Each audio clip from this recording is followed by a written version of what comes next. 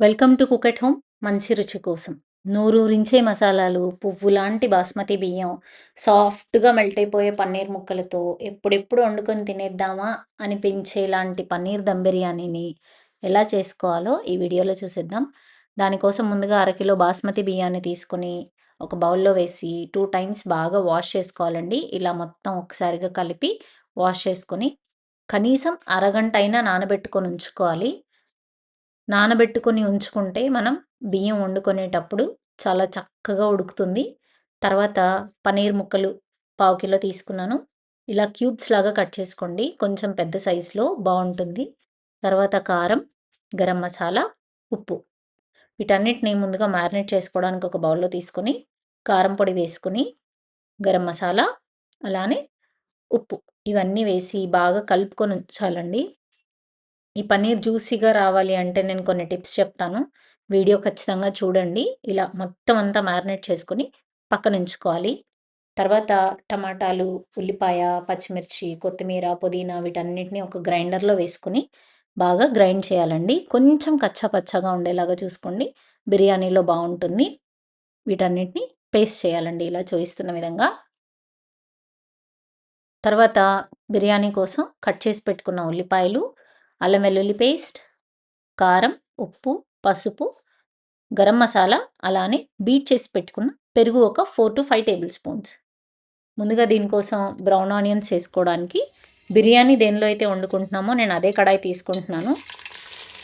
Oil వేసుకొని heat అయ్యాక ఉల్లిపాయలు వేస్తున్నాను. ఈ బ్రౌన్ ఆనియన్స్ ఈవెన్‌గా బ్రౌన్ అవ్వడానికి ఒక టిప్ ఏంటి అంటే, మనం ఆనియన్స్ కట్ చేసుకునేటప్పుడు చాకుతో కాకుండా చిప్స్ చేయడానికి ఒక స్లైసర్ వస్తుంది కదా! దాంతో స్లైస్ చేసుకుంటే ఈ ఉల్లిపాయలు ఏవైతే ఉన్నాయో అవి ఈవెన్‌గా బ్రౌన్ కలర్ వస్తుంది. చాలా త్వరగా కుక్ అయిపోతాయండి.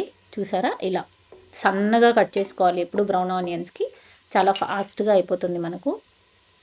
ఆయిల్ కూడా కొంచెం కొంచెం తక్కువనే పడుతుంది చాకుతో కట్ చేసేదానికంటే. తర్వాత ఇంకో టిప్ ఏంటంటే, ఈ ఆనియన్స్‌ని ఇంకో 5-10 సెకండ్స్‌లో కలర్ వచ్చేస్తుంది అనేటప్పుడే ముందే తీసేయాలి. బయటికి తీసిన తర్వాత కలర్ వస్తది దానికి. తర్వాత అదే ఆయిల్‌లో ఇందాక మనం మ్యారినేట్ చేసి పెట్టుకున్న పన్నీర్ ముక్కలు కూడా వేస్తున్నాను నేను. పన్నీర్ ముక్కలు సాఫ్ట్‌గా, జ్యూసీగా రావాలి అంటే టిప్ ఏంటి అంటే, ఇలా వేపుకునేటప్పుడు 2-3 మినిట్స్ అంతే వేపుకోవాలి. లేదంటే పన్నీర్ హార్డ్ అయిపోయి రబ్బర్‌లాగా అవుతుందండి. ఇదొక చిన్న టిప్. బిర్యానీ అంటే నెయ్యి లేకపోతే ఎలా? అందుకని అదే ఆయిల్‌లోకి కొంచెం నెయ్యి వేస్తున్నాను. తర్వాత కట్ చేసి పెట్టుకున్న ఉల్లిపాయలు యాడ్ చేసి అందులో ఉప్పు వేశాను. ఈ ఉల్లిపాయలు కొంచెం కలర్ రావాలి.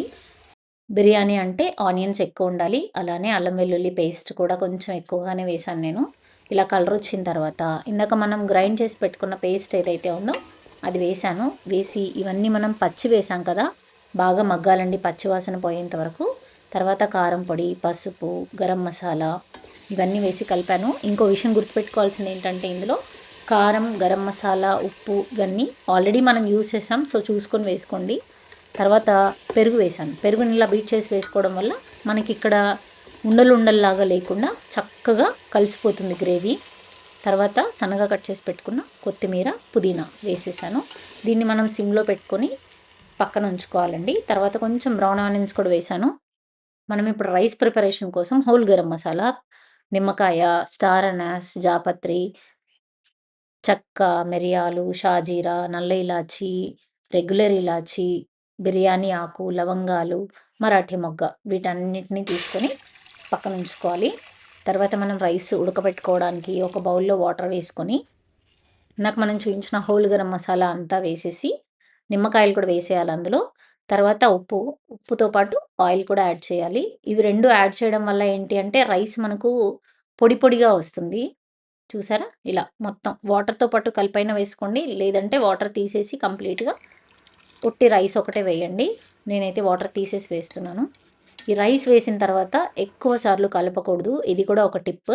లేదంటే రైస్ విరిగిపోయి మనకు బిర్యానీ ముద్ద ముద్దలాగా అయ్యే ఛాన్స్ ఉంటుంది. చూసారా? ఇలా హై ఫ్లేమ్‌లోనే ఖచ్చితంగా ఉడకాలండి. సిమ్‌లో అస్సలు పెట్టొద్దు.